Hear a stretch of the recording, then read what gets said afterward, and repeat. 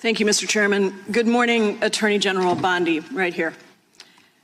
We are joined in this room by some of the thousands of survivors from Jeffrey Epstein's horrific sex trafficking ring. They have shown such incredible courage in speaking out, in demanding accountability to bring the predators and pedophiles to justice.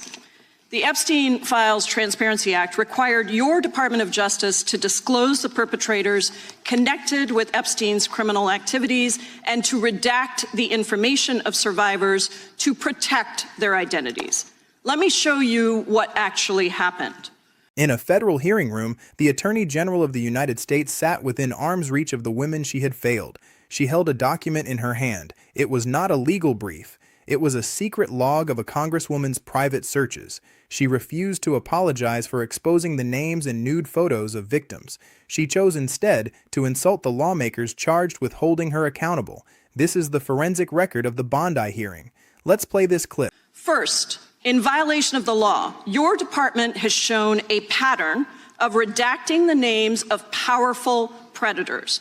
Here behind me is one example of an email from Epstein to a man whose name was redacted. The email reads, quote, "Where are you? Are you okay? I loved the torture video." Only after members of Congress demanded that we see the unredacted files did the world learn the name of this individual, Sultan Ahmed bin Sulayem, the chairman and CEO of a company that had financial ties to President Trump's business and personal ties to Trump's advisor, Steve Bannon. Attorney General Pam Bondi claimed before the House Judiciary Committee that her department is operating with transparency and protecting the victims of Jeffrey Epstein. This is a lie. The evidence from the hearing proves that the Department of Justice has systematically exposed the private information of survivors while redacting the names of powerful individuals with ties to the current administration. The Attorney General claimed she has spent her career fighting for victims. The record of her testimony shows she refused to look at or acknowledge the survivors standing directly behind her. She claimed the department followed the law in releasing Epstein records. The evidence shows the department violated the Epstein Files Transparency Act by releasing nude photographs of victims and surveilling the search. Second, the survivors were not similarly protected, also in violation of the law. Here is another email titled Epstein Victim List. We have blurred the names of the survivors for their protection, but your Department of Justice initially released this list of 32 survivors' names with only one name redacted, along with numerous files that disclose not only the names, the emails, and the addresses of survivors, but also nude photographs and even the identities of Jane Does who had been protected for decades until your department released their names. Survivors are now telling us that their families are finding out for the first time that they were trafficked by Epstein. In their words, quote, "This release does not provide closure. It feels like a deliberate attempt to intimidate survivors, punish those who came forward, and reinforce the same culture of secrecy that allowed Epstein's crimes to continue for decades." To the survivors in the room, if you are willing, please stand. The specific claim made by Attorney General Bondi is that the Department of Justice painstakingly reviewed millions of pages to comply with the law while doing its very best to protect victims. She stated that if a victim's name was inadvertently released, the department immediately redacted it. She further claimed that her department has restored one tier of justice in the United States. These claims were made by the highest law enforcement official in the country during sworn testimony before a congressional oversight committee. The evidence demonstrates that these statements are false. The department did not protect victims. It exposed them in a manner that survivors described as a deliberate attempt to intimidate. The department did not operate a single tier of justice. It operated a system of protection for political allies and surveillance. And if you are willing, please raise your hands if you have still not been able to meet with this Department of Justice. Please know for the record that every single survivor has raised their hand. Attorney General Bondi, you apologized to the survivors in your opening statement for what they went through at the hands of Jeffrey Epstein.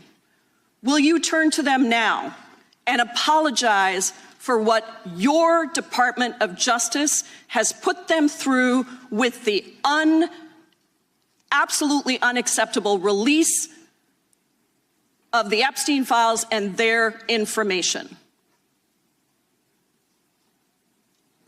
The forensic evidence begins with the violation of the Epstein Files Transparency Act. This law required the Department of Justice to disclose perpetrators and redact the information of survivors.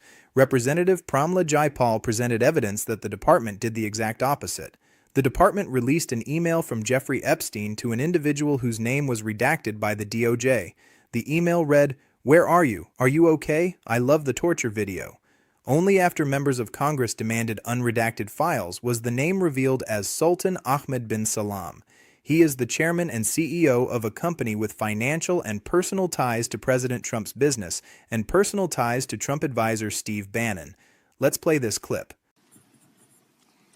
Congresswoman, you sat before Merrick Garland sat in this chair twice. Attorney General Twice. Bondi, No, can I finish my answer? No, I'm going to reclaim my time because I asked you a specific question that I would like you to answer, which is, will you turn to the survivors? This is not about anybody that came before you. It is about you taking responsibility for your Department of Justice and the harm that it has done to the survivors who are standing right behind you and are waiting for you to turn to them and apologize for what your Department of Justice has done. Members get to ask the questions, the witness gets to answer in the way they want to answer. The Attorney General can That's respond. not accurate, Mr. Chairman. Because she doesn't like the my answer. time. So, Mr. Chairman, why I have asked didn't she ask Merrick Garland this?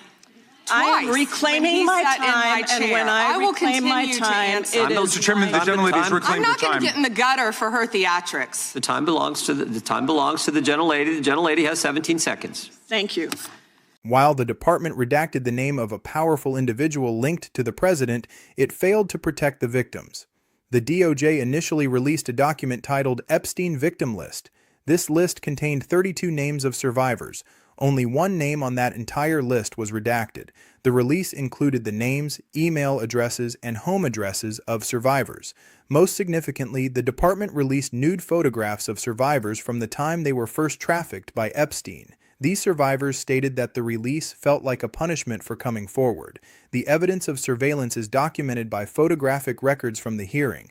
A Reuters photographer captured an image. You're not going to answer this question, so let me just Chairman, say I'll this. direct it to What you. a massive No, I'm cover-up. answering a question. Chairman, will you restore her time? The witness is I'm not going to interrupted. get in the gutter with this woman. Stop the She's time doing theatrics. and let me have my time. The gentlelady from Washington controls the time. The gentlelady has 17 seconds. You can proceed with your final Thank you. 17 seconds. What a massive cover-up this has been and continues to be.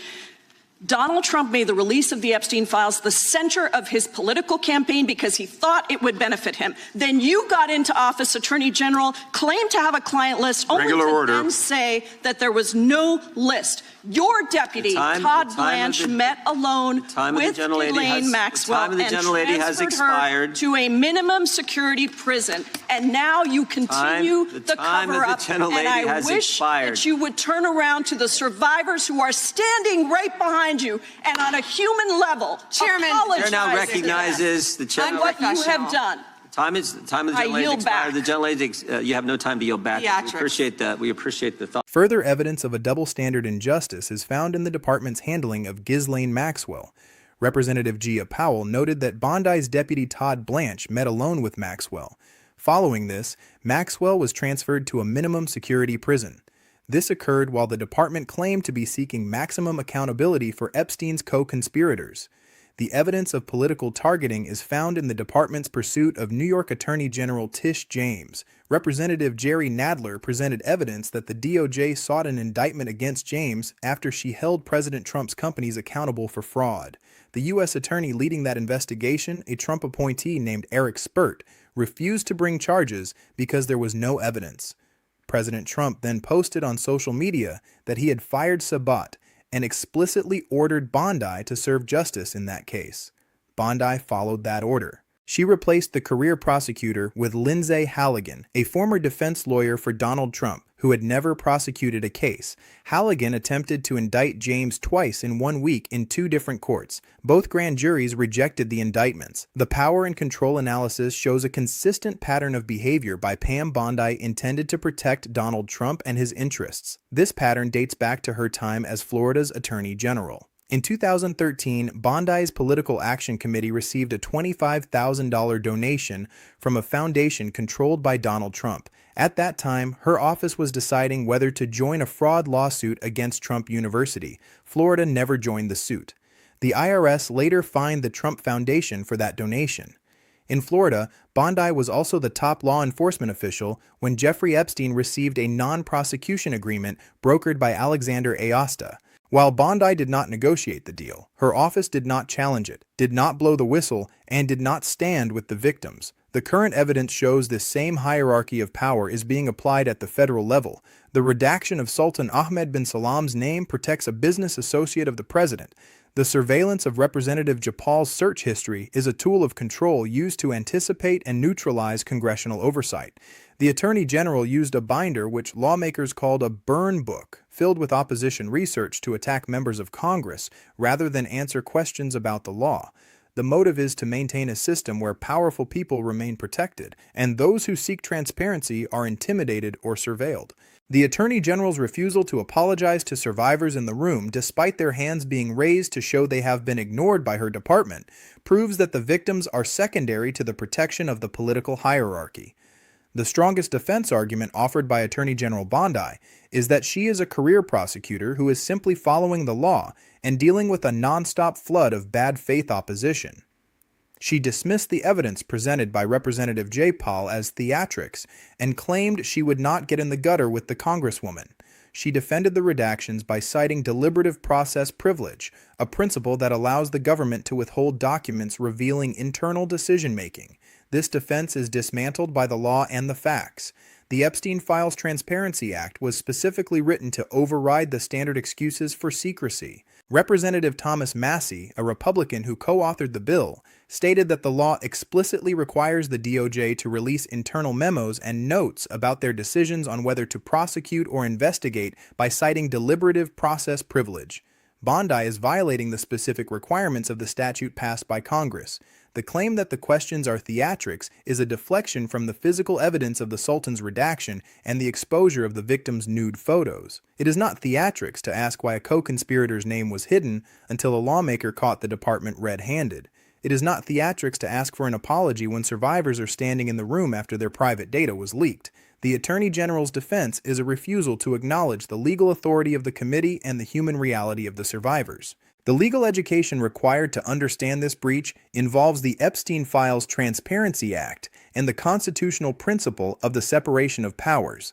The Epstein Files Transparency Act is a specific mandate from the legislative branch to the executive branch. It removes the Department of Justice's discretion regarding certain redactions and requires the disclosure of perpetrators.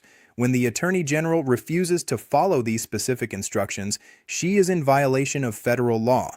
The surveillance of Representative Jayapal involves a violation of the separation of powers under Article 1 of the Constitution. Congress has the constitutional duty of oversight over the executive branch. For the executive branch to spy on the internal research and search histories of the lawmakers conducting that oversight is a fundamental breach of constitutional order. It turns the oversight process into an opportunity for the executive branch to gather intelligence on its investigators. This surveillance is not a standard security measure. It is an intrusion into the independent functioning of the legislative branch. Furthermore, the Attorney General's attempt to indict Tish James after the president's social media order violates the principle of an independent Department of Justice. The law requires that prosecutions be based on evidence, not the personal grievances of the president. 2 separate grand juries determined that there was no evidence to support the charges against James, yet the department continued the investigation. This is a procedural failure that uses the law as a weapon of political retaliation. The professional judgment on Attorney General Pam Bondi is that she is unfit for the office she holds. The role of Attorney General requires a commitment to the rule of law and a temperament suited for high-stakes constitutional inquiry. Bondi's performance was marked by childish insults and disgraceful conduct. She yelled at Representative Jamie Raskin, the ranking member of the committee, calling him a washed-up loser lawyer and falsely claiming he is not even a lawyer. She responded to legitimate questions about the redaction of a billionaire co-conspirator with irrelevant insults. Her dismissive attitude toward Epstein's survivors, refusing to look at them or apologize for the harm her department caused them, demonstrates a lack of the moral and professional character required for the nation's top law enforcement officer.